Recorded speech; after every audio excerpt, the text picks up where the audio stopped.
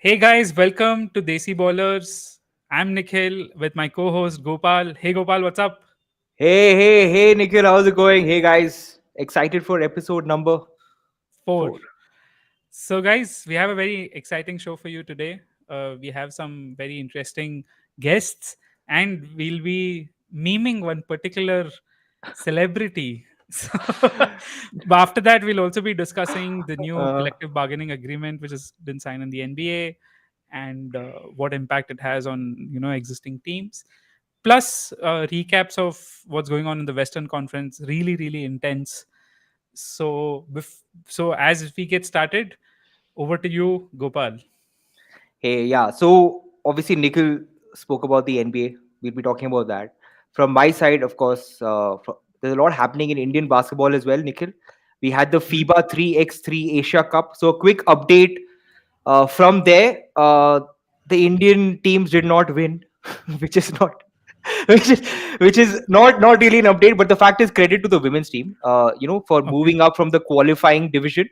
Mhm. We did well. We beat, I think, 3 or 4 teams: Tahiti, Sri Lanka, I think Indonesia. We lost to New Zealand, but the fact is our women's team did well to come up to the main draw. But the and then there we lost, right? The women's team lost their games there, and also the men's team, they lost to Kazakhstan, and I think it was Australia, if I remember correctly, right? So, but Mongolia won, right, in the men's side. That's a very interesting thing. Mongolia puts all its resources into 3x3. Something again we spoke about in our previous episode on how we Right. should put all our resources into 3x3 basketball. So yeah, that's the update, Nikhil, from the Indian basketball scene. I don't know, is our guest here? Should we go ahead and introduce him? Yes, our guest is here. Awesome. Awesome. So, our guest today, guys, is the very well known within the Indian basketball community. Community. His name is Pradyut Boletti. He's a skills trainer. And luckily, we got him at a time when he's not coaching or training kids, which is a very rare occurrence. So, thank you, Pradyut, for joining us. Like I said, he's one of India's few certified skills trainer. He's trained under the famous Gannon Baker, and he also runs an acclaimed non-profit organization called Dribble Academy, which trains underprivileged kids around Noida. And now, obviously, he has national ambitions, as they say. So, hi, Pradyut, welcome to the show. Hello. Thanks for having me, guys. Okay, so first question. Okay, I know this is very old, but I have never asked you this, and this is something we have to start with, and you'll find out why I'm asking you this also. But you're probably you're only, I think, the first person from the Indian basketball community to appear on Kaun Banega Karodpati, right? And just to give context to people, uh, there's also, you're not the only one though. After you, the Singh sisters also attended, right? They were guests on KBC. So yeah, so what was it like on KBC? And most importantly, did you ask Amitabh Bachchan if he's a hooper? Yeah. I it was kind of a last minute thing that I got the call up to get to Bombay for the show. I was with my father in Goa, and we got a call. So my father said, "Hell no, I'm not leaving Goa." But I took a flight, came back to Delhi, took them.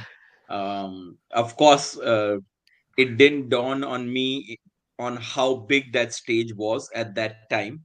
Um, mm, and I didn't have the right kind of team behind me in terms of PR and networking. But it was a great experience. He was really welcoming. He made me feel comfortable. I was quite nervous, um, and we spoke about a few things. He told me about Abhishek Bachchan liking basketball. He told me he's got a lot of pairs of shoes which he doesn't know what to do with because he doesn't hoop. So so those were the conversations, and he asked me, "Where's the pro league?" He Oh, asked me that. are we already Where going is there? the pro We're already league going there. Okay. for basketball? Abhishek is doing something with kabaddi, I believe. He's also involved with Yeah, he's football, also I think so, at some in level. Kabaddi. Yeah. And he was like, "Where's basketball?" And I had to tell him the bitter truth. Why We're bitter? in a bit It's of a so mess. sweet. It's such an amazing, beautiful community that we have. What bitter? No, I meant to say the bitter truth on where is the pro league. So yeah, it was quite a good experience. He took us, spoke to us, made us even probe further into our program and what we do. Had some messages for corporates and trusts and individuals in terms of how they could contribute to our program. And since then, I think we were in about one or two villages at that time, and now we're in about nine villages with 3,500 kids. About 8 to 9 basketball courts, built 4 to 5 of them, and have over 15 kids who've gotten full scholarships into schools and colleges. So it's been quite a journey, and 100 villages is our goal by 2030. That's where we want to get to eventually. 100 villages where children don't have access to any organized sport. We want to Wow. get there. We want to get into the ghettos. We want to get into the gullies and take basketball um, to places where nobody could have imagined it going. Awesome. Awesome. Wow, that's really cool, man. So, can you take me can you take me through what a skill trainer is, and I mean, what do you exactly do when you're training a particular kid or a player? Yeah. So, I mean, um just to clarify this, this is a new jargon, the skill Hmm. trainer part of it. Most of good coaches know how to do skill development in general around the world. But in recent times, lot of programs across the world have started bringing on trainers to help their players get better, because they are majorly involved with team development, team strategy, team concepts, and now which I believe used to happen earlier also, but I think now it's a much more focused program where players are given individual attention for a particular number of hours during the season, during the off season, in terms of how they develop. Skill trainers like Garen Baker, Cody Toppert, Mihai Raducanu, these guys also runs like pre-draft clinics where players who finish 1 year of college and want to declare for the NBA draft come to their programs and spend 1 month to 2 months just understanding what pro ball is, because pro ball is a jump from college basketball.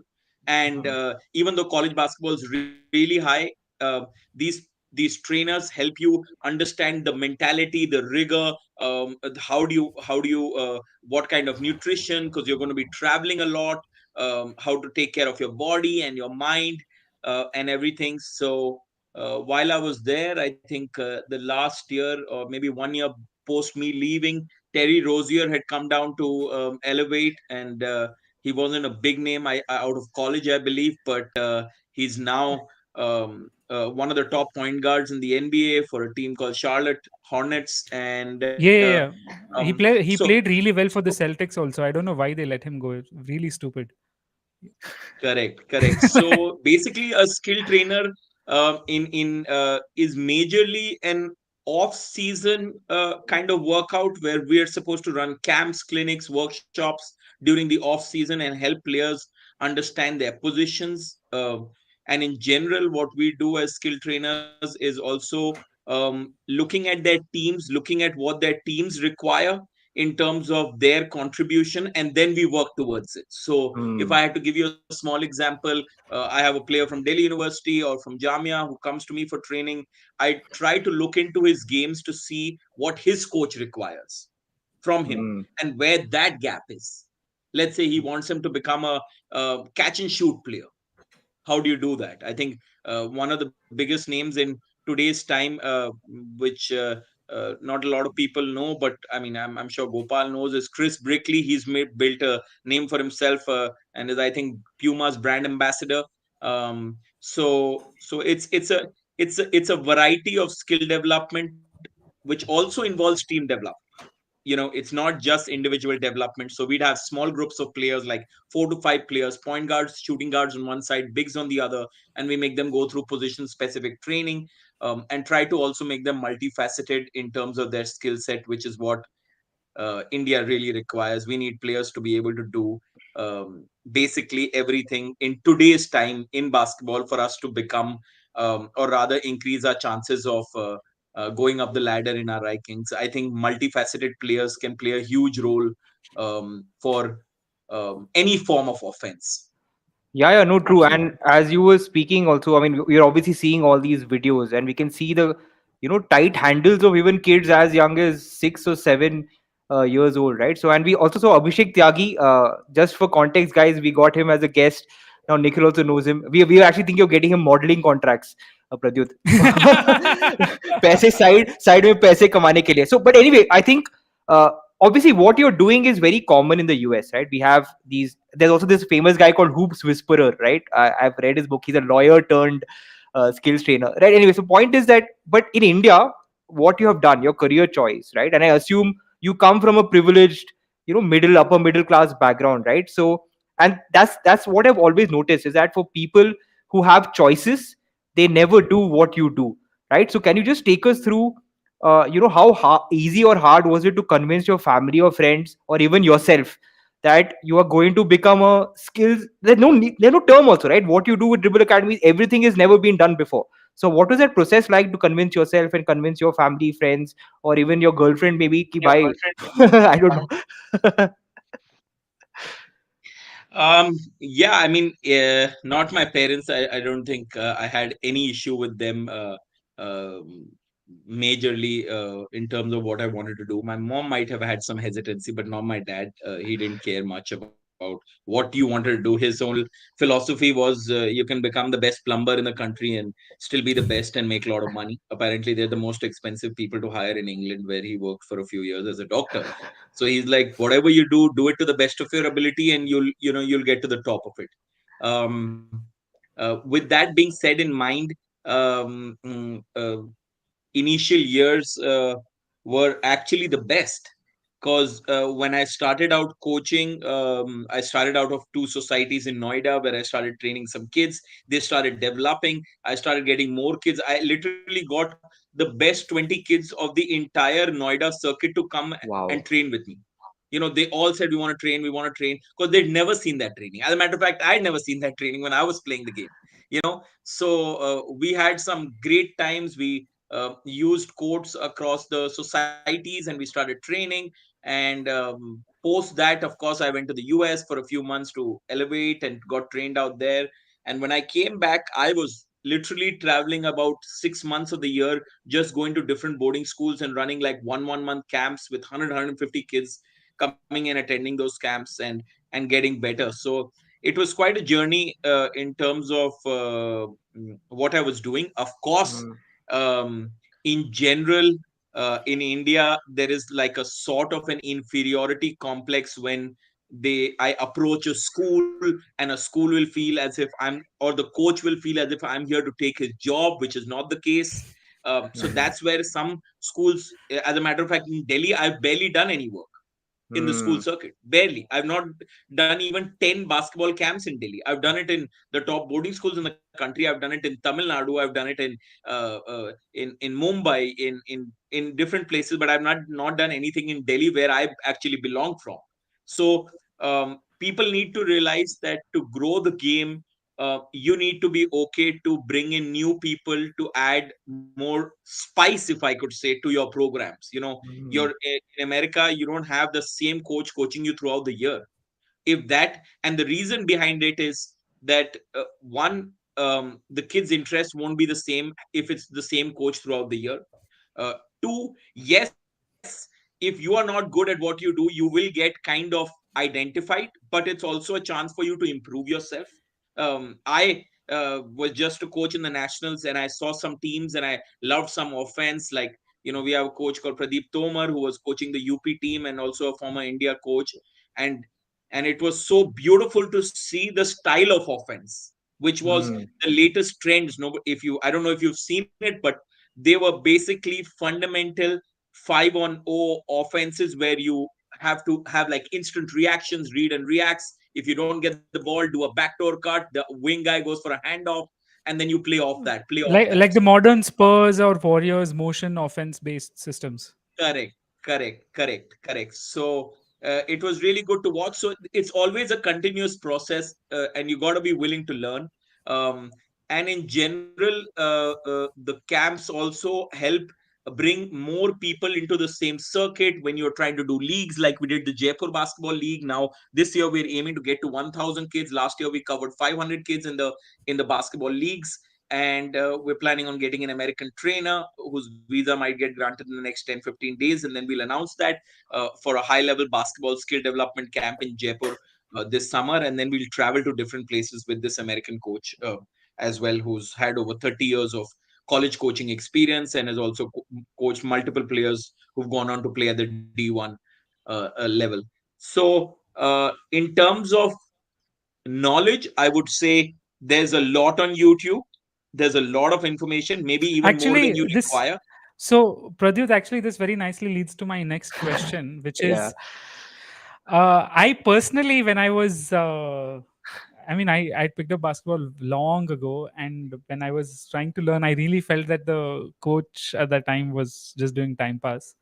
I think like he Blame was the not a coach. basketball Blame coach. the coach, He was not not. your work He ethic. was. Blame the He coach. was. He was not a basketball coach. He was like a volleyball PT. coach, just Uh, having to, be this. And what I had done is I had gone on YouTube and I had searched for how do you do dribble, how do you shoot, like what's a good jump shot and all. And I had seen a lot of Pistol Pete Maverich's videos. So of course at that time Pistol Pete is like, at that time, like he passed away, but he was an incredibly accomplished player. But my question for you is this: At that this time, too, it's all his work, it's all his ball handling. If you go to the basics oh, of ball handling, perfect. it's all Pistol Pete. Yeah, yeah, yeah, Yeah, for sure. so talking about this, apart from him, right? There's been a lot of Instagram and YouTube trainers in India across the world. Why do you need a certification and all? Like, why do I go to a certified trainer? Why can't I just do it myself? If I were to ask you that, how would you answer? You don't need a certified. I mean, I'm sorry. You said, why do you need to go get certified?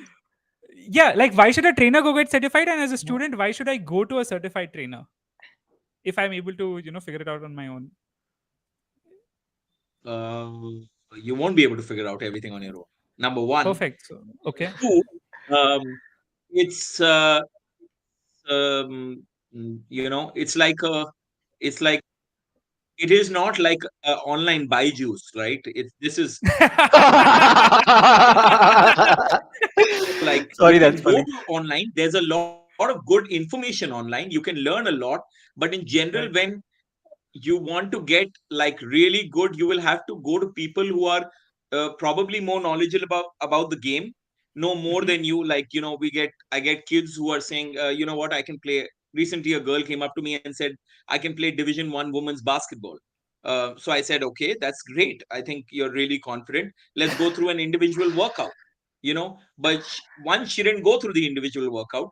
Two, when I asked her which college do you think you can play for in Division 1, and I showed her a few videos of some of the top women's basketball programs, she did not have the skill set, okay, but felt that she could play for like some of the top 5 ranked women's basketball programs. So that's where the gap comes is, Hmm. do you have game highlights? Do you have what is your skill set, right? Can you shoot 8 out of 10 3 pointers without defense? Then I'll add the defensive part of it. So how many free throws can you shoot in a row? What's your like one dribble pull up like? Can you come off different footworks and shoot? Can you turn on both foot like a front pivot, reverse pivot? It gets really technical. The higher you go for it, it gets far more technical in terms of it. um, mm, with that being said, I definitely feel we should have great online content. uh, I have an idea in place where I want to come up with some form of technology where players from across the country can just compete with each other through an app, and just get their skill set right, because that itself will be one step ahead than where they are today, right? So if you have to ask me, if your homework is to make 500 3 pointers every day, that you can do on your own. You don't need a coach to do that, right? Hmm. But Hmm. where do you need it is to also understand, when you're playing the game, what are your movements like? Are you moving the right way? Are you screening for the player the right way? Are you coming off screens the right way? Are you able to break a ball screen, when you're defending a player? So it gets really technical in that sense, but in general, a lot of players get very good with learning from a skilled trainer. But sometimes what they forget is that it's bones over cones. It's not just Hmm. cones. You got to eventually get Hmm. out of goals and get in front of a man and go live. There are a lot of people who can make solid moves on a cone, on an empty cone. But what happens when a defender is live in front of you? That's Right. where the real test happens in this case. I can make excellent moves without a ball also. But then anyway, so my point. But let's go back. Let's go back a bit. All right. I because there's also one more thing, Pradyut, that you may not even realize that you have sort of pioneered. Right. I'm not trying to compliment you, but it is a compliment. Is that you have managed to bring in corporate funding into the non-profit Indian basketball space. Now, this is something again. Now, Nikhil is the first guy to tell you he's all about the money, right? About the commerce, and it's a very valid point that Nikhil makes. You want to We bring need in, the money. yeah, we need the money, right? We Money has to need come in. more and more. No, yeah, exactly. So my Yeah. point is specifically in the non-profit side. What is the process like? There may be others also who want to do something in the non-profit space in Indian basketball. So what was that process like of getting funding from HCL or some of these big corporates? Correct. Right. So the first step of it starts that you got to register a not for profit, which they Hmm. can meet lawyers like you and or like good chartered accountants and eventually understand the process of registering a not for profit organization. The second step behind it is to also understand what your agenda is, where you plan to work, the states you plan to work, and have your documentation in terms of your MOA, etc., all of that stuff. Something which people still don't understand is that that is the most important step if you want to go big as an organization, which is the registration of your organization. Um, um, The documentation, the once you do registration. that, once you do that, you're not going to get major funding for 3 to 4 years. One. Hmm.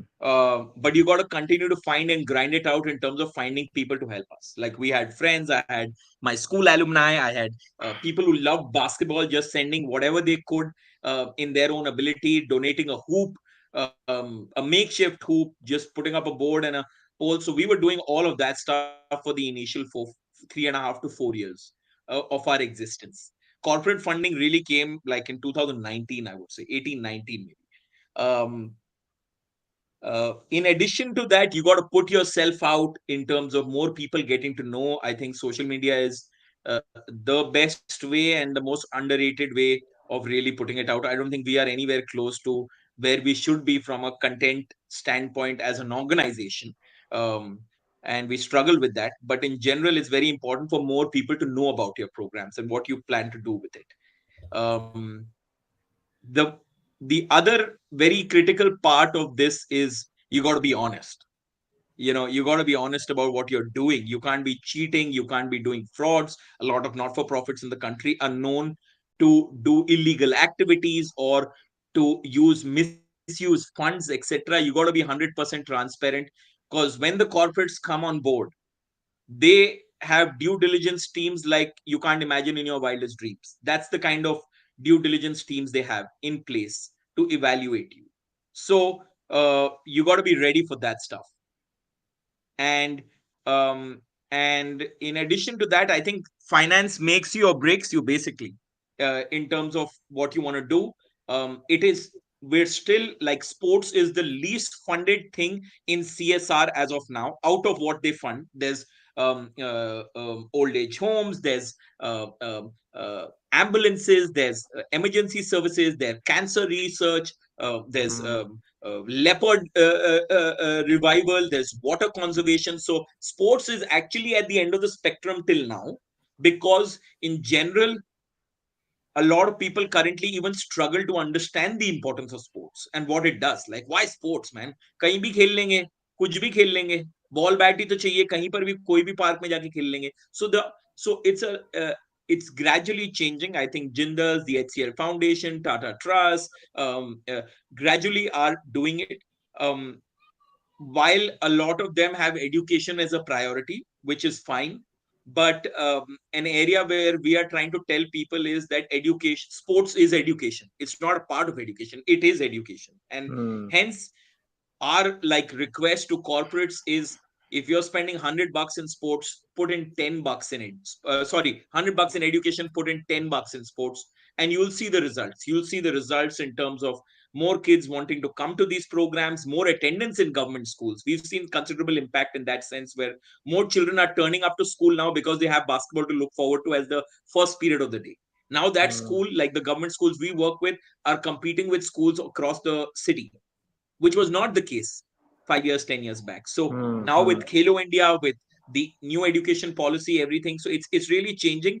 And I'd be happy to assist any basketballer who wants to set up a not-for-profit organization. I'd be happy to guide them, and help them take this, because we need more people doing more work at the grassroots with basketball.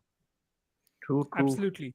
So moving on to the next question, Pradyut. So you spoke about one side of business which was, for organizations like the one which you are building, but the other side of the business for me, and it's always the case, at least in my eyes, is basketball is all about the players. So I've, like, Gopal was telling me that you also train players who end up going abroad or have opportunities abroad. So can you take us through a little bit of that? Like, what should players expect to see, or what are the kind of stuff they can see, and how do they showcase themselves? Right. So um, the beauty of American schools or wherever basketball is really popular is that everybody actually would love to have someone from India come to their program. It's a Wow. win-win for them. It's a win-win for them. Of course, now they're not going to pick up just anybody, right? But in general, if you look at the Australian club basketball system, I've been thinking about it. I'm trying to approach people, trying to speak with someone in the NBL, etc. With the population in, let's say, a particular place like LA, or a place like San Jose or Sacramento, or different places, or New York for that matter, New Jersey, there's so many Indians that actually, if you put yourself out right there, etc., etc., there's a huge opportunity for us to tap into, where people would love to support Indian basketball. There will Hmm. be people to support. We've just not tapped into that community yet, to be very honest. Otherwise, I believe, Gopal, you told me about a player event earlier struggling with funds a few years back while they were in the US, and then eventually they had to come back. Unfortunately, they were not able to raise enough funds for training. I think that's more of a poor sales pitch than actually reaching out to the right audience. Not pointing out to Hmm. anybody, but I think that was a badly marketed thing in Hmm. general. Hmm. But what is the process is, like, you've got clubs around the world, youth development clubs, like in Spain you've got Zentro, or Barcelona, or Real Madrid. Barcelona or Real Madrid being the top of the line, it'll be really difficult to get into any of their clubs. However, they're all looking for opportunities for Indian players to come into their programs. Yes, you might not get a full ride into these places, but Spain is considered the mecca of development basketball. So it's a great place to go if you really want to learn basketball the right way. I'm trying to follow their mini basketball curriculum, because that is the best in the world. Um, and and in general, the process is really simple. One, you got to have more full matches recorded rather than just you dunking on an empty dream. Number one. Number two, you got to have as many highlights as possible, because video footage does the talking for you in general. Number three, reach out to as many places as you can. I know it can get tedious if someone wants to go to an American school or college. There are like 300 of them. You're going to send a mail to 300. It's going to be a lot of work. But in general, if you go through people like me or through organizations which are working through here, we can try to narrow it down for you to see what would be the best place for you. It might not be a division 1 school, it might be a D2 school or a D3 school. um, and I think the opportunities in terms of going abroad are increasing by the day.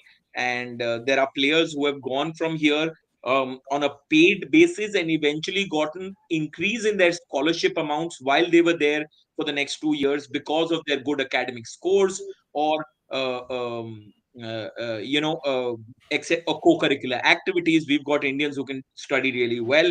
So that's also a great opportunity for us in general. But the process is very simple. You approach an agency or an individual like me. We're also a proper organization. You sign a contract. We tell you what we are going to deliver to you. We tell you what we can't deliver to you. which might be you saying, I think I can go play for a particular college, and we'll have to tell you that we will not be able to guarantee you that. But at the same time, we will find the right network, find you the right colleges, the coaches, and then see where you are comfortable. Also, we don't just do that, but we also overlook and monitor you while you're there to make sure that you're comfortable, Hmm. to make sure that the entire program is that. So we're also accountable to your parents, in terms of making sure that thing, and you are accountable to us in terms of your work ethic. If you don't, if you sly away too much, they can withdraw your scholarship. That's also happened, I believe, with a couple of players earlier, which we saw the other side of the story, but when I went deep into it, it was the other side of the story.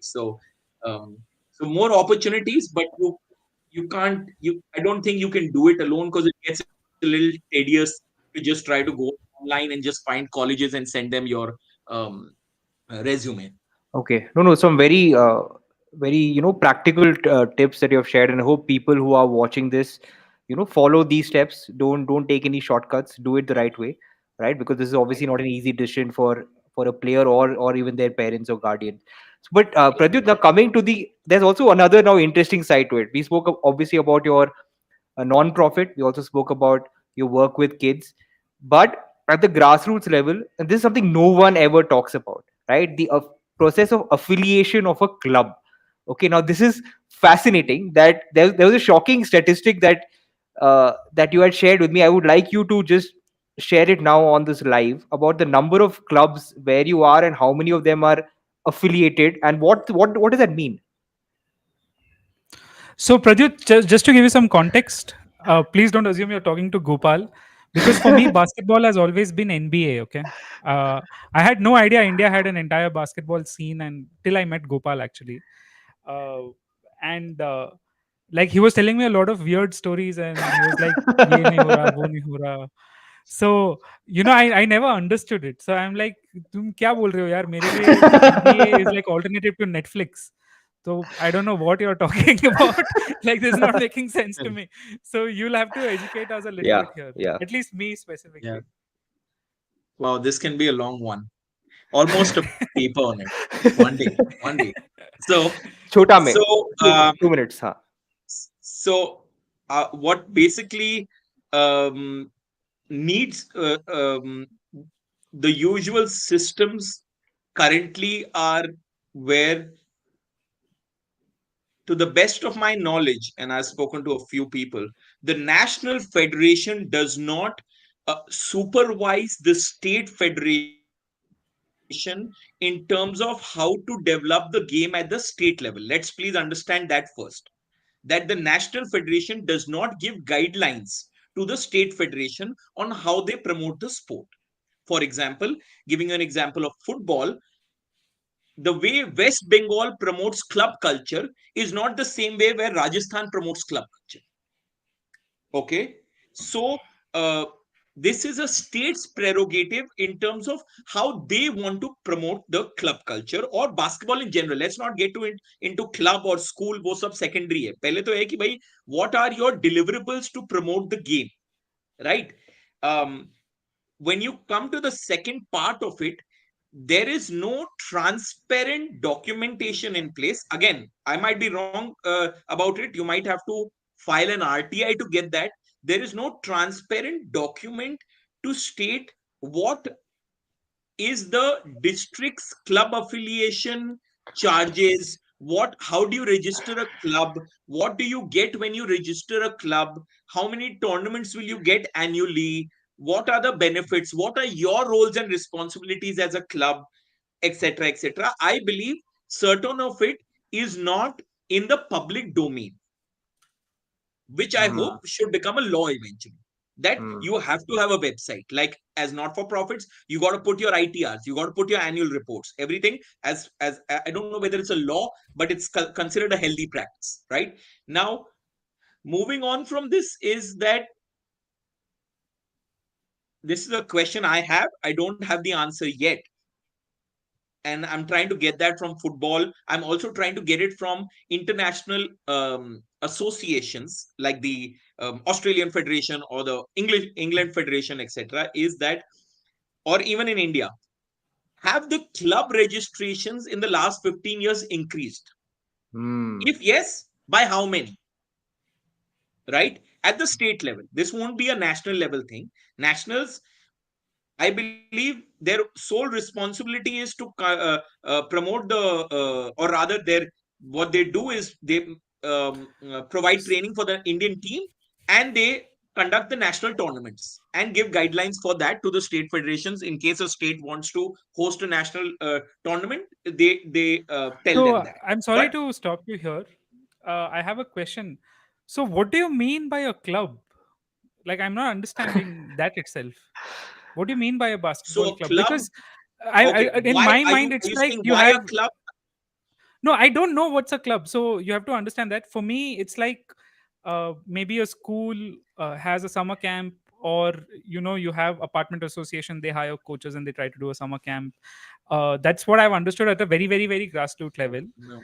And So apart from that, uh, the only comparison or context for me is like you have private organizations like NBA, which like IPL, they sell teams, and like that's how I have understood it. So can you tell me what's a club? correct, correct, correct. So a club is also actually an association of people which register themselves as anything. It could be a section 8, it could be a society, it might not be either of that. I don't think there's a law on how you register or rather have a club, right? It's not it could be a group of people saying we own a club at the local level.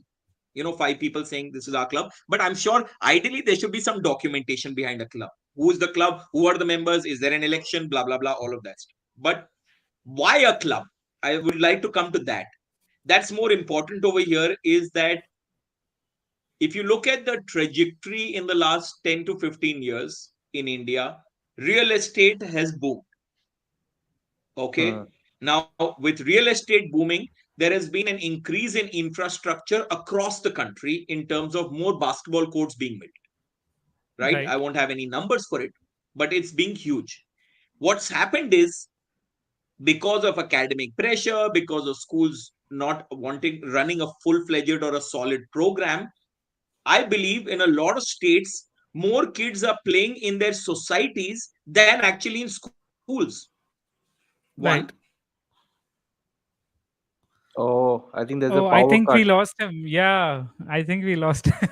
Power Oh cut. man, this is This quite was interesting. intense. This was the most intellectual episode so far. We were going really grassroots and deep. Yeah, let's see. Gopal, I mean, please look out in your phone if Yes, yes, yes. Pradyut replies, because I think he Ah, just lost power. yes, yes, yes. He'll join us Uh, again. But I yeah, I think we hope so. can go ahead, right? Should we go ahead to the next? Like we are going really from one end of the spectrum to another end, but I think we can just go ahead to the next section and have Pradyut join us. Should we just go ahead and Yeah, do sure. that? Sure, let's do it. So actually, for the next section, we want Pradyut. So we'll jump Yeah. to the NBA. Okay, sure, sure. Let's Uh, do the NBA. some Let's do the NBA. Yeah, Huh. yeah. So while Pradyut figures out his power situation, so Huh. guys, NBA has been the most exciting end of season, year which I have seen.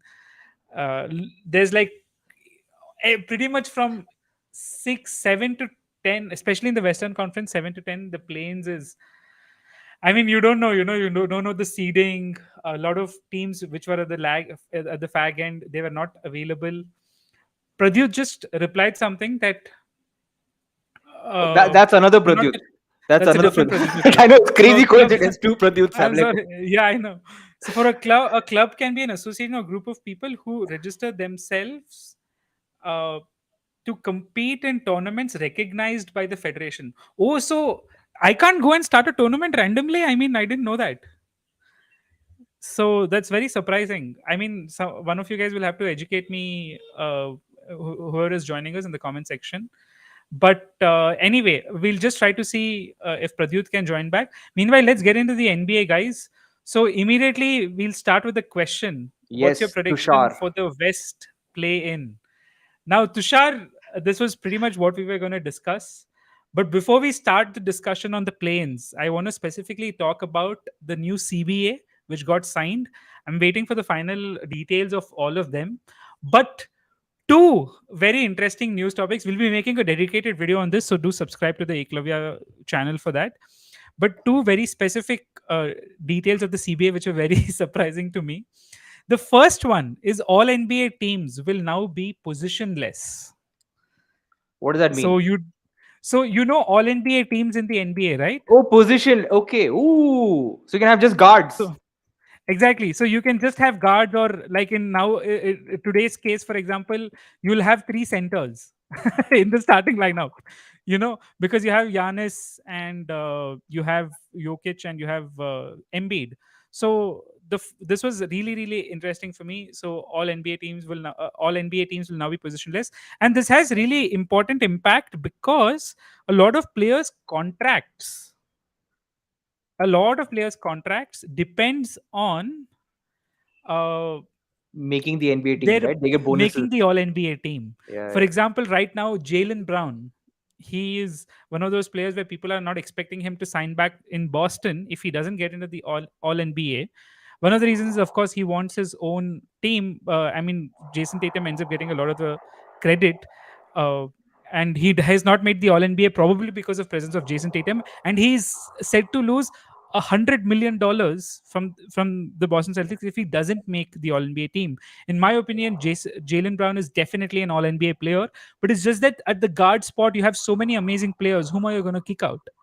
Hmm. So, oh, so we have Pradyut back again, guys. Oh, Uh, okay. yes, we have Pradyut here. Hey, Pradyut, can you hear us? Yeah, I can. Can you hear me? Yes, perfect. Awesome. So we were planning to go to our next section, but yeah, you were going to educate us on what's going on with this federation, club, society, ka scene. Yeah, cool. Oh man. So go ahead, Pradyut.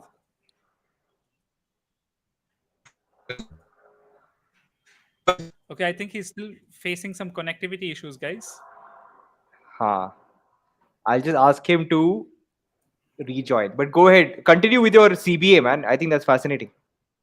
Yeah, sure. So now that you don't have an All NBA, like a positionless All NBA, I'm sure we're going to see a time when the All NBA first team is just going to be five wings or five guards, and in Hmm. today's case, maybe five centers.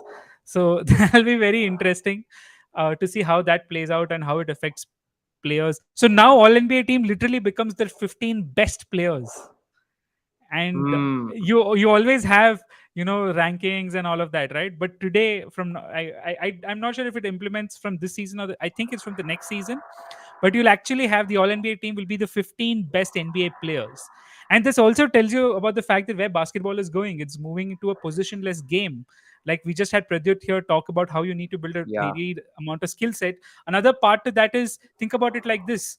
Right now, if you're a tall player and your team doesn't have, for example, enough tall players, they'll push you to play center, Hmm. right? Hmm. The Hmm. local basketball coaches are going to do that, and you don't end up developing your dribble moves, your Yeah. pull-up jumpers, you end up developing a post game which is rarely used. But now, because it's positionless, it's anyway moving to that direction. You have all the incentive to learn every single skill you can to the best of your ability, and it's a no-brainer now. And stop thinking about wings and guards and center and all. Doesn't matter. It's like, how do you impact the game? So I Nik- love it that way. Nikhil, quick, I have a suggestion. Okay, Hmm. I'm suggesting this to you because you're such a big influencer, right? Maybe you can speak to the NBA, right? Why can't they have? I don't know if this can come in the CBA, but they should have. Okay, it's positionless, but at least three guys need to be elite defenders. Let's have some defense, man, in the All No, Star so game. you have an all NBA defensive team as well, right? So how does that matter? I'm talking about the All Star game. I don't know if that Dude, look, defense in the it's All Star never game. it's never gonna happen that defense is gonna get played in the All Star anymore. That is for sure. So, in fact, I love it. I love when it's defenseless.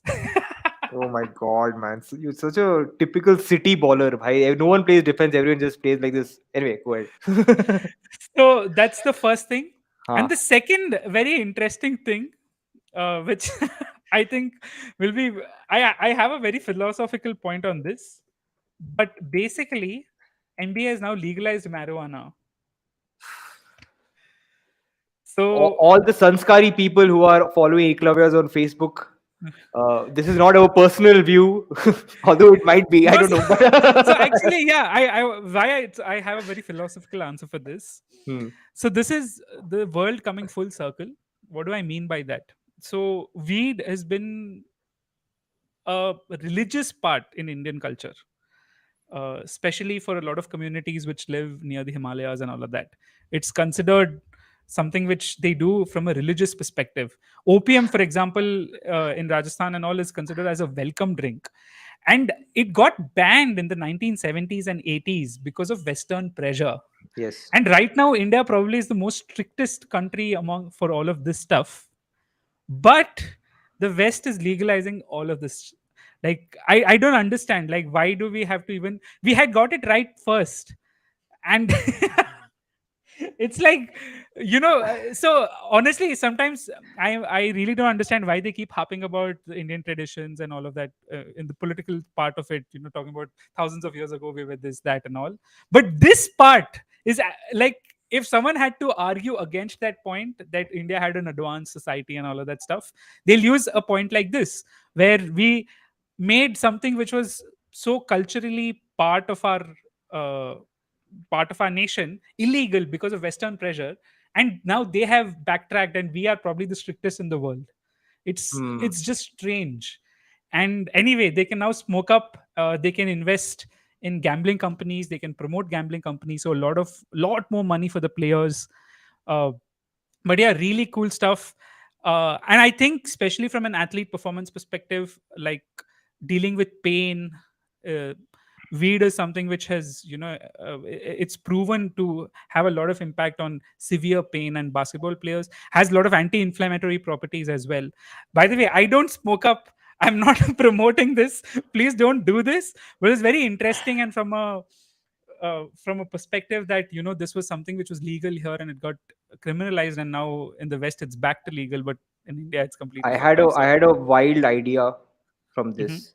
Just like you have these heritage nights in the NBA, like you have Bollywood Mhm. night, maybe we can have Mhm. a Shivratri night. Okay, but anyway, maybe we should hear Pradyut's take on this. I don't know if Pradyut has joined us again. Uh, So I can't see him, I'm not sure. Pradyut, can you hear us? No, I don't think he's back, Gopal. oh, okay, So I, go I ahead. mean, I think we should request Pradyut to join again if he's not able to join today for our Wednesday show. Okay, yeah, we can So do these that. were two very important announcements which came from the CBA. I felt very interesting. I'll be doing a detailed breakdown on the CBA, how it impacts your favorite team. So do subscribe to Eklavya's for that. Let's move on to the first game, which for today, which I wanted to cover, which was the Warriors Nuggets game. Hmm. So, Gopal, did you get a chance to see this game? The Warriors Nuggets. I was surprised based on what you were telling me. I know that Jokic So was not even. just a sec. Sorry to interrupt you, Gopal, but I think Pradyut is back. Oh yes, Uh, Pradyut Prakat ho gaye. How nice. but I'm not sure if he's connected well enough. Can you hear us, Pradyut? Yes, we. Okay. I can hear you. Yes. Can you hear me? Yes. Superb. Pradyut, we were. Okay. Pradyut, no, we want to know your take. Right. Should. So I'll try Ha. to keep it. Ha. Go ahead. Go ahead, Pradyut. Yeah. So I'll crisp, crisp with the club culture, but basically, what's happening is that organized basketball right now in terms of the people playing in the circuit. And if we really want to grow the game, we got to bring the unorganized sector into the organized side of things. I don't see model states which have done it in terms of basketball. I've been told that Maharashtra has taken an active and a positive approach to promoting basketball. I spoke with someone in the Pune District Association, and they said it's a pretty seamless process out there. What's happening is that kids are suffering because they're coming from a school where the school is not actively promoting basketball. Now, where do they compete? Hmm. What is the level of competition? How do they compete?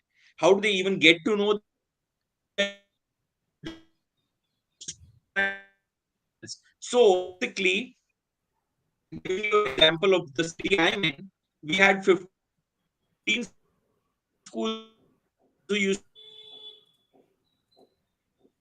Now we have 1 schools who are promoting basketball. So why have they not been brought into the official circuit? Um, that's the interesting part of it. Is that one is that that's the political side of things where if you become a registered club, you will also have voting powers. That's a part which people are scared of. And Hmm. hence, they are finding ways to not even encourage more clubs to register. This should be the obligation of a district association or a state association to say, boss, मेरे यहाँ पर पहले 50 बच्चे खेलते थे, इस साल मेरे बकेट में 200 बच्चे खेल रहे हैं, or 500 kids or 1000 kids. Have you grown that? That's how a district association should be evaluated. But because of not having the right codes or the right guidelines from the top level, there is a lot of things. As a matter of fact, when I was telling you about the national federation not having control over the state federation, please note that even the state federation says district में हमारा कोई control नहीं है.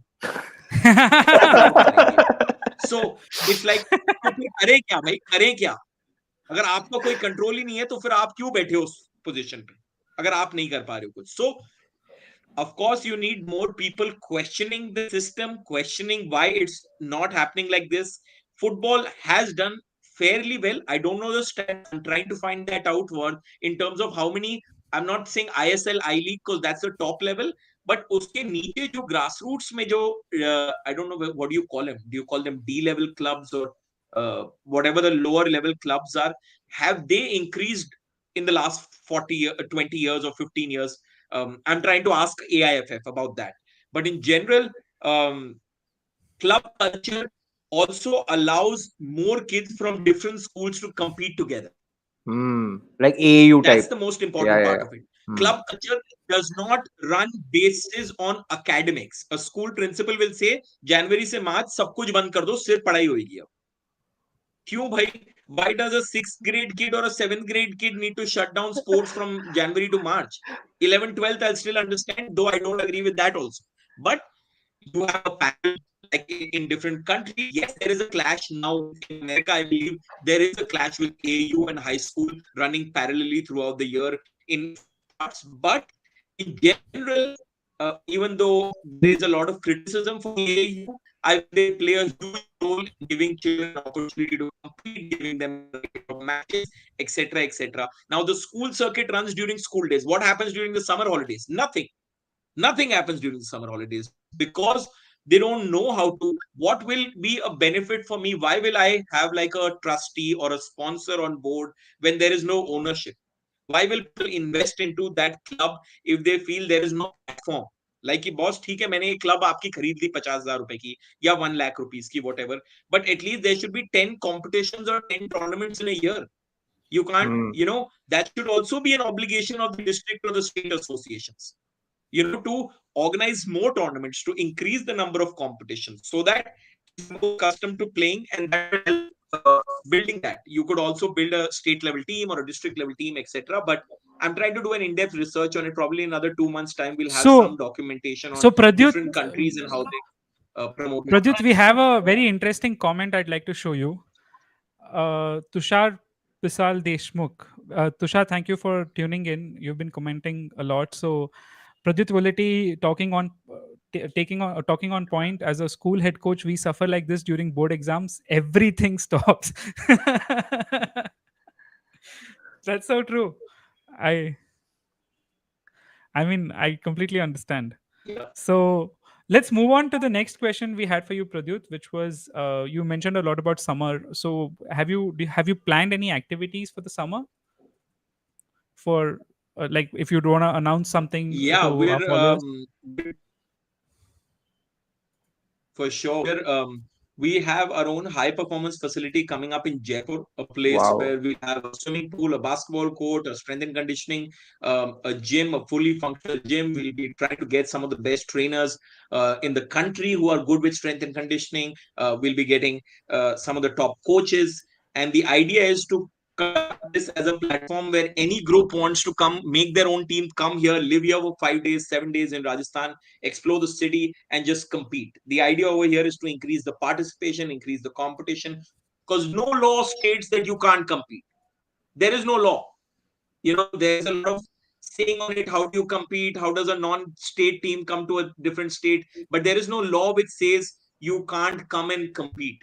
It's there is no exclusivity, right? Nobody owns you, nobody owns your team. But in general, this is a high performance facility we've come up with. We want to increase the number of competitions we have, as well as skill development in the summer vacations. And eventually, we also have programs where players who are serious about basketball can come there, live there for 3 months, 6 months, 9 months, as long as they want to. I hope some professional players, eventually corporates, also sponsor highly talented athletes to come here, let's say from the ONGC or the railways, etc., etc. Hopefully, we have more players who would like to come in for training, get the right physio, the nutrition, and an all-round development with a eventual goal of helping more players go on to play pro ball, and giving young kids an opportunity to learn the game the right way.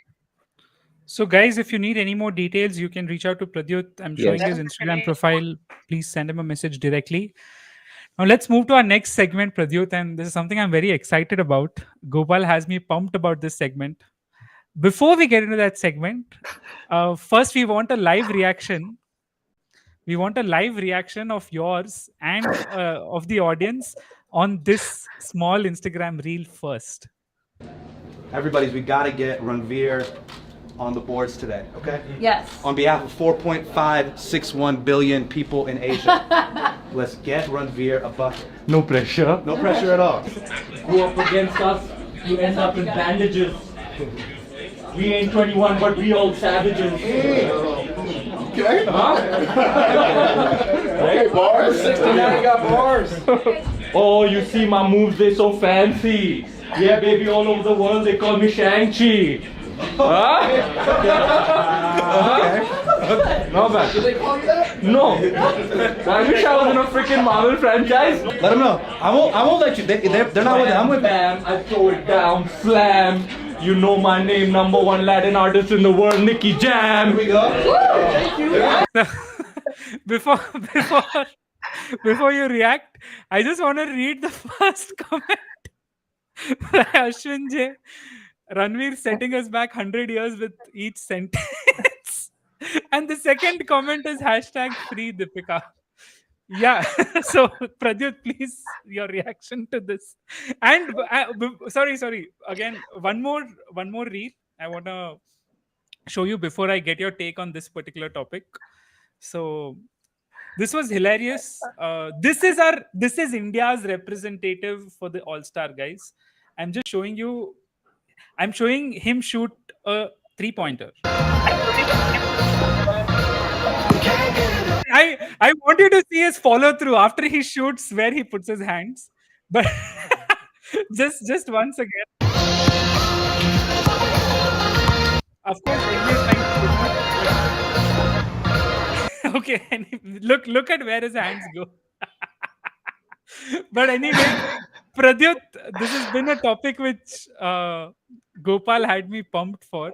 So can you tell us a little bit more about, what the hell's going on? Why is this guy representing us in the All-Star game? I think the NBA's got to answer that. Not me. But I haven't seen him play in general, so I can't say about that. But yeah, definitely, I know the fact that we've got other Bollywood stars who play way better basketball than Ranveer. I believe the NBA's eventual goal in this particular regard was to get maximum eyeballs to that. However, with that comes the other side of things where you got to get and struggle to get that. I think this game, I haven't seen the game honestly. How many attempts did he manage to get? We don't have that. So I think Nikhil. Dude, he's not got on the board. He's not got on the board, as in he barely has had 1 or 2 attempts. Not many plays. He's how not many even got attempts a did he box get score. in the entire game? Also, how many minutes did he play? Nikhil, can you show the stats from the previous? Program. Yeah. Can you show the previous All-Star celeb stats? I think I'd share that with you. I don't know if you have that. Maybe we can just go by that. Previous meaning last year. Last year, huh? We can assume it's somewhat similar this year. So I can tell you from memory. I think he played around what I think 10 minutes, not more than 10 minutes, and he had a couple of rebounds, a couple of turnovers, maybe a 2 or 3 3-point attempts. That's about it, you know. So we can assume it must be something similar. So I hope that those numbers are good enough for you. Dude, and I mean, Yeah, look, I love his yeah. follow through, right? So I believe normally when I shoot a 3-pointer, I'm trying to keep my hand up or at least follow the ball or follow my hand, and this guy does this and then puts his hand on the waist. That was I couldn't believe that. But anyway, so so. who are the I hoopers don't know how in much time did he get to practice with his busy schedule. I'm not right? sure how much time he got to practice. I think we need to increase his time. I think I need to get to Bombay an hour with him every week Right. and get him to the level so that he can go and score a few So buckets. I don't think it should before be that before, difficult Pradyut, sir, to before get you give that. your message to Ranveer, if it wasn't for Ranveer, who would you send to the All Star game from India? I don't know, like I'm Indian hoping basketball. I So don't I have get no idea. blackballed. I was just watching. I was watching the video on man, I forgot the video's name. It's called the documentary called The Stand on Abdul Rauf yesterday. He was Oh considered the Steph Curry before Steph Curry. Have you guys seen Right, that right. documentary? no, I haven't. I've I not seen the haven't. documentary, but I've seen him play. He played very similar to Steph. Right. It's recently out. Yeah, it's recently out, and I hope the NBA does not blackball me for this comments. Not Ranveer. Huh. No, my question is, whom would you send to the NBA if it wasn't Ranveer Singh? Who else can we send? Wow. Um, you won't know, but there are players, right? Like there are really good players. I believe Tiger Shroff is pretty decent. Ranvijay is really good at basketball. Varun Sood is there. You've got, of course, I'm not sure how big those names are in comparison to Ranveer, but we've got a few celebs. We've got a Delhi University former player who came in a recent film. I Dhairya forgot his Karwa. name, Dhairya but Karwa. he's correct. Correct. So the area is there. So you've got a lot of people, but of course it's they want to get the top guy, the top people on board. But it'll be interesting for the NBA to Oh also wow, see what Tiger Shroff is good actually. and how this is affecting them. Is this? I'm not sure if it's affecting them, but I believe that it'll be important for us to get Ranveer to give it. I think I've seen the comments. I've seen the kind of hatred, I would say, for this particular non-performance. But it's a. I don't know. I mean, I'm not the NBA. I'm not sure what goes behind trying to find someone to represent India at the All-Star Games. So that'll be an interesting conversation at the office next time in Bombay. So assuming Ranveer Singh stays as the player who is being invited to the celebrity game, uh, Pradyut, I hope you can hear us because I feel you've got disconnected again. So we've lost him again, I can hear Gopal. you. He can hear us. Oh, He can I hear can us. I can hear us. Okay, perfect. Sorry. So I can hear Pradyut, you. perfect. So if assume that Ranveer Singh is going to continue to be the celebrity who ends up representing India in the NBA All Star Celebrity Game, I'm going to spotlight you right here. What is a message which you have to share with Ranveer Singh? It takes 10,000 hours to perfect a skill. I'm sure he's really good at a lot of things. It takes 10,000 hours to perfect a skill. We'll have to get to 2,000 to 3,000 hours of basketball training for him to be able to score a few buckets. So there are no miracles. There's got to be a lot of work put in. There are cold nights though. In the NBA, Curry had a cold night, I believe today. Denver kind of trampled them eventually. But it takes time, it takes effort. I'm assuming he put in some time and effort to train, but we got to increase the number of hours. So get me to Bombay. Perfect. Wow. Sorted. Perfect. So, Pradyut, it was wonderful having you here. Some really interesting insights and some really interesting insights into state of basketball in India. Thank you so much, guys. You can check out Pradyut. I've shared his Instagram multiple times. Do reach out to him. Pradyut, thank you so much for coming on to the Desi Ballers podcast.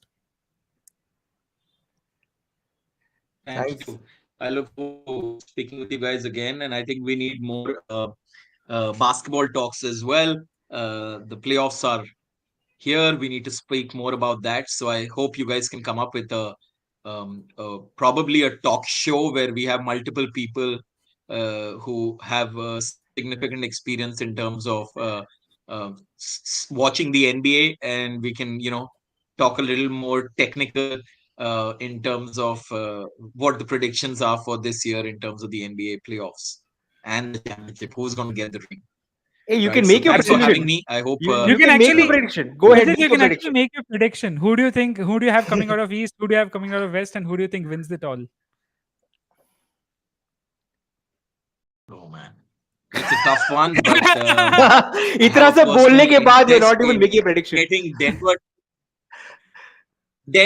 Denver is a team which I really like, Yes, sir. but Yes, sir. but uh, but it's going to be a fight with Boston and Milwaukee. Both are pretty skilled teams.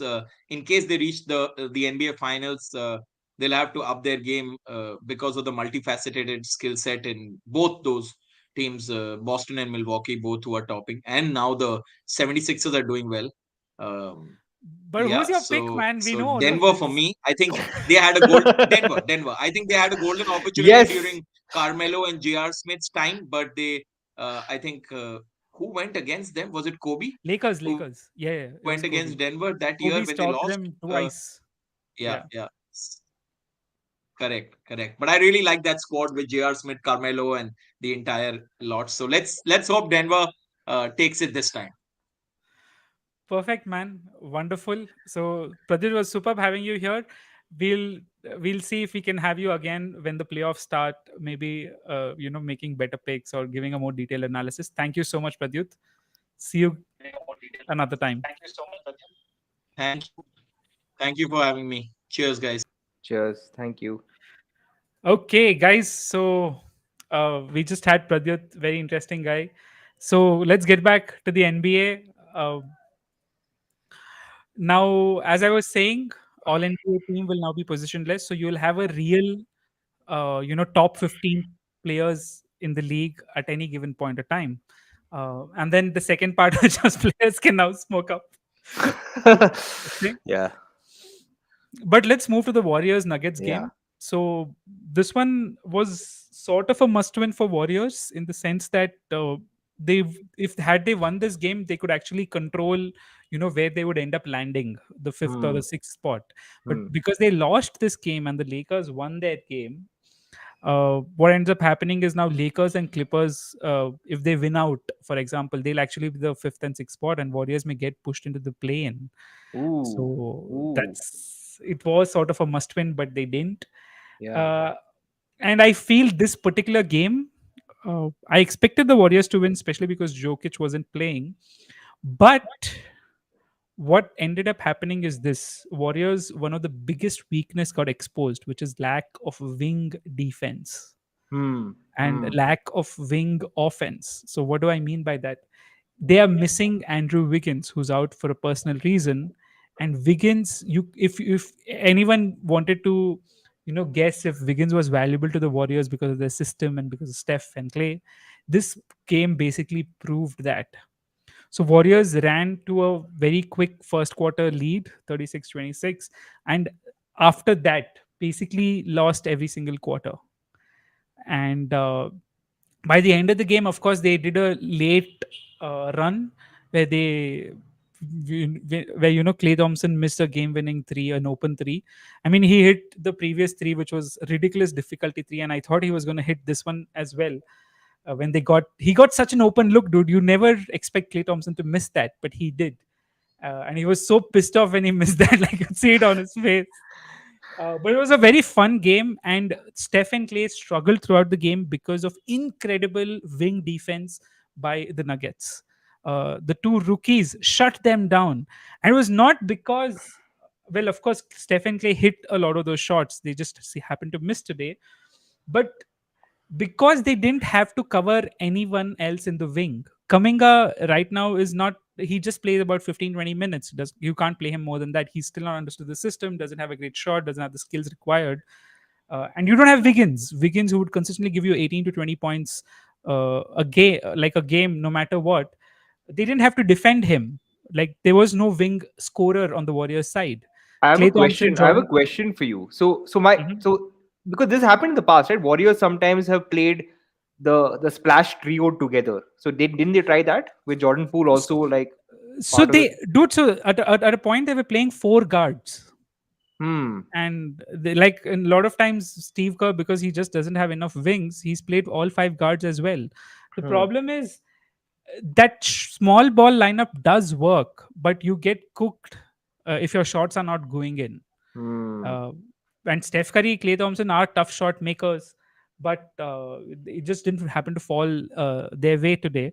And you could clearly see, had Andrew Wiggins been there, this was an easy game for Warriors. You could very, very clearly make that out. Steph and Clay struggled mightily. Dante DiVincenzo played really well, got a lot of boards, was single handedly responsible for their last minute push, uh, but they just couldn't pull it off. And this was a very important game in the sense that I feel Warriors want to be in the sixth seed. No one wants to go against the Suns, and we're going to talk about them next. Hmm. But this was a missed opportunity in my eyes. This was a winnable game on the road. uh, Jokic was missing, and for whatever reason, it just didn't fall their way. They need Wiggins back desperately. They will not. They'll probably get through the first round or even the second round without Wiggins, but they're not going to the conference. They're not winning the conference finals and going to the finals and winning the finals without Wiggins. So Hmm. Warriors has enough talent to get to the conference finals, but I don't think by that time really strong wings start showing up. You'll Yeah. end up either going against a Kawhi Leonard or Kevin Durant or a LeBron James, all three of them like the three best wings of our generation in the Western Conference. You will end Hmm. up fighting either one of them on the way there. And Yeah. today just showed how badly they need Wiggins, in my opinion. Okay. So let's move on to the next game, which was the game which you watched, Gopal, the Suns. Oh yeah. I wanted to actually watch this game because this was the first Suns game I was watching, right? So I wanted to obviously see, like, Kevin Durant is like an amazing plug and play guy, man. It doesn't matter to him which team he's playing on, he will do his thing. And it was also interesting to see how automatically you just know the greatness of someone, right? Someone like Devin Booker is happy to play third fiddle, you know. And I think that shows, that Kevin Durant is someone you don't mess with. Okay. And the fact that, and the kind of shots that he hits on demand, I think it's unbelievable to have that level of control over his game. And of course, this is also something that was being pointed out, that all three they are very good from the mid range, right? And we see in the Right, playoffs the mid range always comes into play, right? So right. uh, I think Suns are also like, if you ask me, they are like the dark horse. Not even dark horse. You would argue that they are They're the arguably front favorite. runners. Yeah, favorites, right? Yeah, they're the favorites, no doubt. They've not lost a game with Kevin Durant. Oh Kevin wow, Durant individually is of his last 20 games, he's won 19. wow, wow. So Durant is on he's a different beast. I think they gotta take this opportunity and make most of it. CP3, this is his last chance to win it all, Yeah. because I don't think he'll have enough in the tank to play well the next year, and I don't know how their team is going to shape up uh, with all the new CBA rules and all of that. Like they can't sign more mid-level exception players, they can't sign veterans, uh, and if you ask me right now, the West. Uh, you don't have a real front runner other than the Suns if you really think about it. Like Hmm. Lakers is one bad jump from Anthony Davis away from just falling out. Like No, I still so got the Nuggets. I still got the Nuggets, bro. I look. I don't think the Nuggets stop this Suns team. Like, tell me how Jokic stops. I'll Uh, give you the analogy. Okay, like this may not be a very good analogy because, like I said, I'm not an NBA expert. But if you go back to the Mavs beating Heat, right? I'm talking about 2011, right? So if you look at the Nuggets, they've had a core, right? And these things matter, right? All said and done, I think the fact is that cracks show up, right? The fact that you have not Absolutely gone through multiple playoffs together, you may have gone through it separately, but I still right. think things like that matter. But yeah, I think Suns are incredibly tough to beat. But I mean, obviously, I prefer the Nuggets. So let's the ceiling for the Suns is obviously, winning it all, but I will point out a couple of issues which Hmm. I feel the Suns will have. The first thing is I have seen repeatedly CP3 and Booker fold in very high intensity playoff games. That's why you have Durant now. That's the whole point. That's why they have Durant now. Yeah, I have seen Durant also fold in high Oh, intensity playoff games. oh, Yeah, so okay, I'll give you an example of this, right? huh. You can see this. So 2019, when they reached the finals and they lost to the Raptors in the conference finals, they were actually down to the Rockets.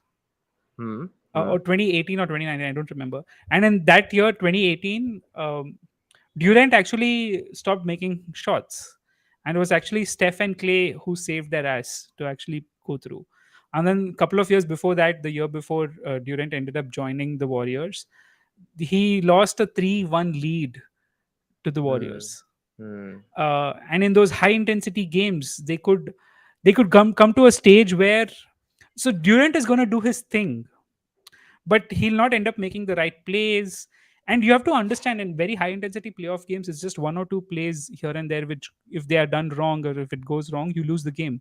So if you think about it, in that 3-1 series, three consecutive games, I felt that had Durant taken over, they would have won it all. Like, they needed a 4-minute span from Durant to just be Durant, and that didn't happen. You could disrupt him, you could push him around. Uh, you know, uh, like I feel in those sometimes, and again, look, if you ask me today, if I had to pick a player to take my last shot, I would try to pick, like, to create my last shot, I would take Durant. But at the same time, I'm not talking about a single possession. You really have to understand this. What I'm trying to say is, if over a course of 50 possession, 100 possessions in very high intensity games, I've seen him fold. Hmm. They were up against the Nets without Kyrie and Harden. Of course, he was doing it himself. But even at that span, they were up 3-2 against him, and yeah, like the Bucks won two straight games to beat them in the seventh game. But the game six of that series was a very winnable game. Game seven, of course, they were just very tired. Durant was taking every shot, so I didn't expect them to win. But the game six, which would have been a closeout game, he couldn't get the job done for Hmm. whatever reason. My only counter, or not counter, but my point is, obviously people evolve, players mature, right? So I'm sure even he would have. I hope Uh, so, because no, I I'll be don't hope glad if so. he. I don't want that to happen. Like I said, I want I want the Nuggets to win because it's just fun, man. I just think it's a nice, fun basketball team that plays together, and you can't. No one hates the Nuggets. Right? Is there anyone who hates the Nuggets? Right? I'm just talking purely. I know one guy who does. Really? Okay. Joel Embiid. So that. अरे वो तो So yeah, I mean, I don't know. I just feel that is one issue. I know Booker and Paul 100% fold. I think Durant also is someone who folds in very high intensity playoff situations. And I'm not talking about one or two possessions. If you see the course of a match, Hmm. uh, so a simple example, another example of this is, I'm 100% sure last year in the finals, the situation which the Warriors were in, down 2-1 against the Celtics, and uh, playing in Boston, I don't think Durant could have pulled off that game the way Hmm. Steph did. Hmm. So I have doubts that, and people are like, oh, if you had to take a clutch shot, whom would you give it to? I would still give it to Durant. But throughout the course of the game, multiple plays, defense, stopping the ball, making the right play, consistently not making any mistakes, I think he folds. And I don't think Suns will be able to figure it out. And the second part is, I don't think they have an enforcer like Draymond, meaning someone Hmm. like Draymond can just come in and just screw up their entire rhythm. I think Suns is a very rhythm driven, a very That's true. uh, like they need to be in Execution, the execution tempo. driven. Yeah. So if someone can disrupt their mind space, right, I think they'll just crumble, because they've not lost a single game with Durant, right? So when the losses end up coming, I don't think they have it in them to punch back. So let's Interesting. move on to our next let's move on to our next story about the NBA, which is, this is the last story, and we'll close after this, guys. Which is the Lakers. So Lakers are having an incredible late game resurgence. I believe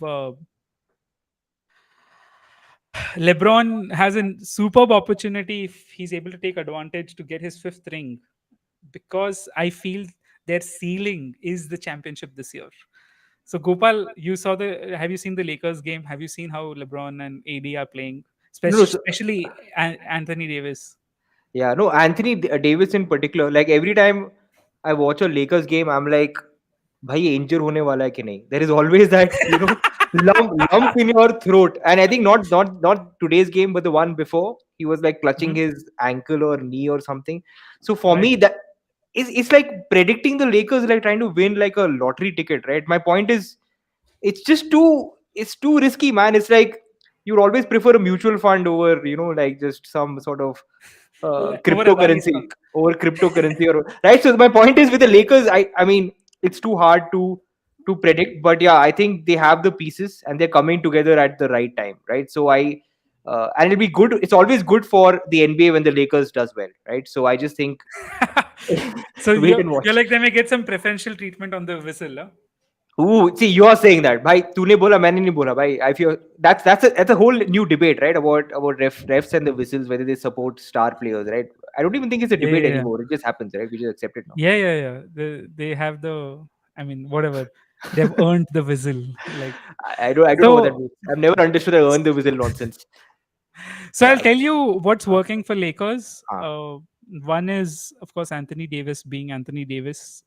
When he plays and when he's healthy, he's one of the best players in the NBA. true.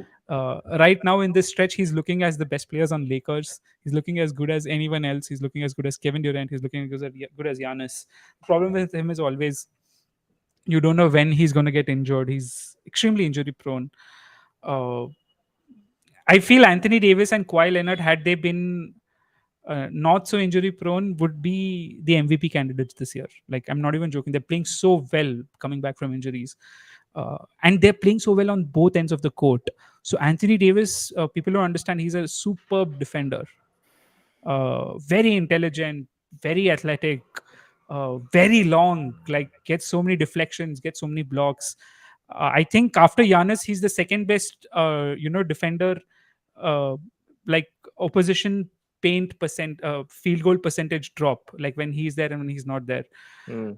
Giannis is at 16%. I think he's at 12 or 14%, and it's crazy. Like he's been dominating, but the story has actually Austin Reeves, Rui Hachimura, and one defensive player called Vanderbilt. Uh, Austin Reeves has been great. He's got himself a shoe deal. I cannot believe it. yeah, yeah, And he's been playing a superb role. Like you need a player like that.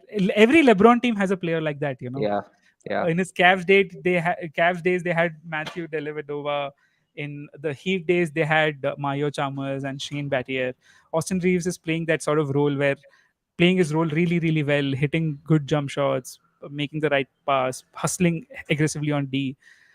And Vanderbilt is playing like, so I saw a very interesting video by Thinking Basketball. He was talking about how Vanderbilt is probably how Dennis Rodman would play in today's NBA. Hmm. Like extreme hustle, does not have the craziest of skills and all that, but just hustles his ass off. Like he's playing so well. He's the best perimeter defender, in my opinion, in the NBA. I hope he gets an all NBA defensive team nod. But he's shutting down guards, he's shutting down amazing wings, and he's hustling like crazy on D, uh, running through screens. And the craziest part is this: last time LeBron was on such a stacked team was probably on the Cavs, in the sense that he's able to coast. So Lee Coast, right? Ah, He's coasting. He's not playing aggressively. He's saving all his energy for the playoffs. So any team, he goes into the play-in, he goes into the playoffs, whatever it is. If they manage to get any team getting them in the first round, oh my hmm. god, it's nightmares for them. It'll be like a conference finals level game. And LeBron has been there, done that. So I don't know. Like if he smells blood, it's over. So Yeah. I think right now in the NBA, there's only two players whom I can say have that ability: Steph Curry and LeBron James. Where if they have that smallest of opportunity, they'll win you the game or the series. Hmm. Like, And I don't think anyone like, ability to read the momentum, and like there are some game changer moments, and they're able to deliver at those moments. I think Steph Curry and LeBron James have learned it at the highest of levels, and it'll be so hard for their first round matchup. uh, but I feel their ceiling again is the finals and the championship, because if you put, I'm gonna say this: Giannis is a better player, no doubt. I would always pick him. But if I have a healthy AD and Giannis head to head, they cancel out each other. True. And imagine Yeah. Bucks come out of the East and Lakers actually make it to the finals. Giannis is cancelled. You really think LeBron James is not the next best player? Like, Mm. you got what I'm trying to say. In Yeah, yeah. fact, even on the Nuggets series, right?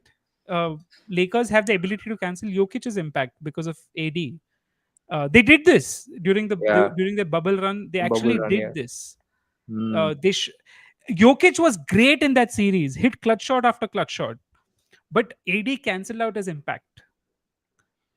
Yeah, so it comes down to injury. Now that's what I'm saying. That's the asterisk, right? So for me, all the Yeah. strategy and theory and all goes out the window next time he jumps and lands on someone else's foot. So I'm so So, guys, that's all for today. Any parting words, Gopal? yeah, like always, thank you all for joining, especially today, Nikhil. We got a lot of comments, so thank you. Please keep the comments coming in, because it actually it inspires us even more to keep the conversation going. And shout out to Pradyut for joining us not once but thrice, which I think is a record. Right, so thank you, Pradyut, for joining us, and keep doing what you do at the grassroots. We need more people like you. And yeah, before we sign off, I would like to give a teaser on our next guest. Nikhil, should I go ahead with that? Please go ahead. Okay, so our next guest is going to be from. He's a championship winner. He's won the Mizoram Super League just last week. So hopefully we can get him with the Champions Trophy, right? I think Wow. that'll be a cool thing. So we'll reveal the player's name tomorrow itself. But he's a star player from Khatla TBL, which won the Mizoram Super League title last week. So yeah, that's it. Exciting episode coming again on Wednesday. So please like, share, subscribe. And Monday, Wednesdays, and Fridays, Nikhil, we go live at 4:30 with the Desi Ballers Talk Show. Guys, wonderful having you here. Bye bye.